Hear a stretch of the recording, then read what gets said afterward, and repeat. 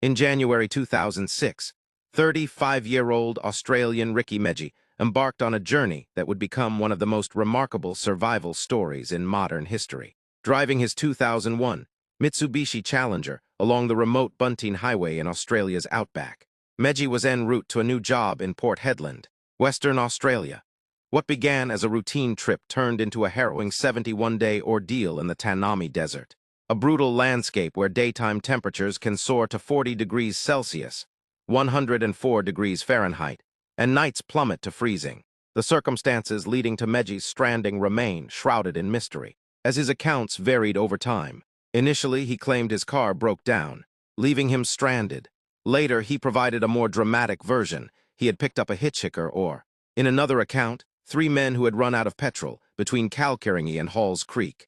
Megee alleged that one of them drugged his drink, possibly by spiking it or even injecting him with a syringe during a struggle. He recalled feeling dazed, blacking out, and waking up hours later in a shallow hole covered with black plastic, dirt and rocks with dingoes clawing at him. His attackers, he claimed, stole his vehicle and shoes but left him with $12.30 in his pocket.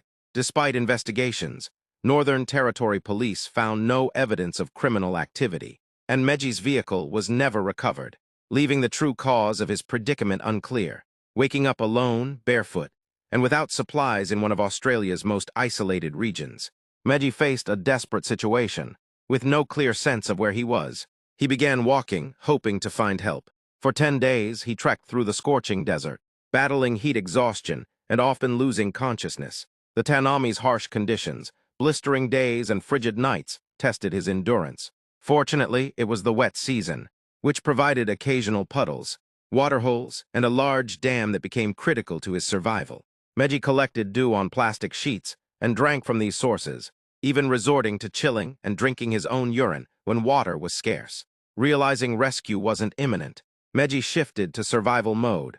After his initial trek, he found a decrepit windmill and a cattle mustering point with a feed trough. He dragged the trough to the dam, flipped it over, and dug a hole beneath it to create a makeshift shelter, or humpy, to shield himself from the elements. This became his base for nearly 10 weeks.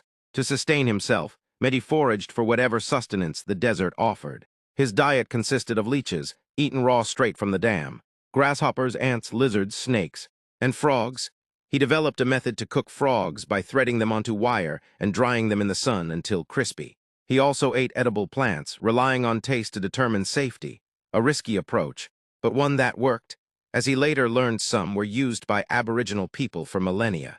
Megee's physical condition deteriorated rapidly. Starting at 105 kilograms, 230 pounds, he lost over 60 kilograms, 130 pounds, weighing a skeletal 48 kilograms, 105 pounds by the end.